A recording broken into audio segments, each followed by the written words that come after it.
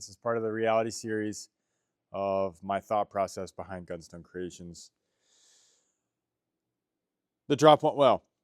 We sold everything but one. There's still one knife available, which is great. I try not to get in my head about the one knife.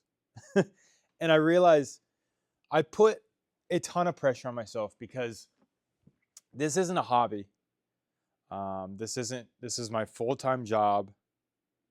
This is how I support my family. And what I mean is my wife is a stay-at-home mother. She takes care of our kids. She does so much at home, which is fantastic. But this is our only source of income, is Gunstone Creations. And I didn't care as much until I had children. And once I had children, the heaviness of having to make that money was so real.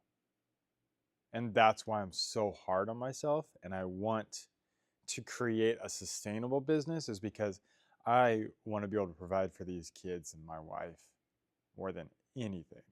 I don't want them to feel the stresses of financial stresses and burdens. And I want them to feel joy and to be able to have experiences that I can provide for them that maybe I didn't have, and to just enjoy life as a kid. And so it's heavy, and it's super heavy for me. And so I know it seems as though like everything's going good. You guys are like, oh, the drop almost sold out. There's only one knife available. And the reality is it's so hard for me not to look at that one knife as the failure point of like, okay, if there's one knife available, that means I don't have maybe enough customers for the next week. And that's hard. And I try to reframe that and restructure my brain to saying, no, you only have one knife. How awesome is that? And I have those moments where I get that clarity where I am like, dude, it's fine. Like, you got one knife left. That's nothing. Like, good job. Like, it worked. And then I go back to being scared.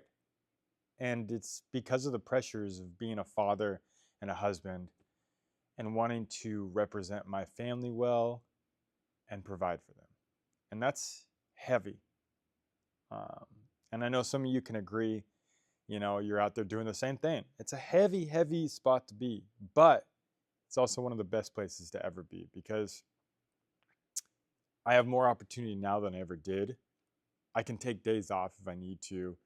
I'm supported so well from you guys, and that's a huge blessing. And so this is just me talking about my thought process behind what's going on behind the closed doors of Gunstone.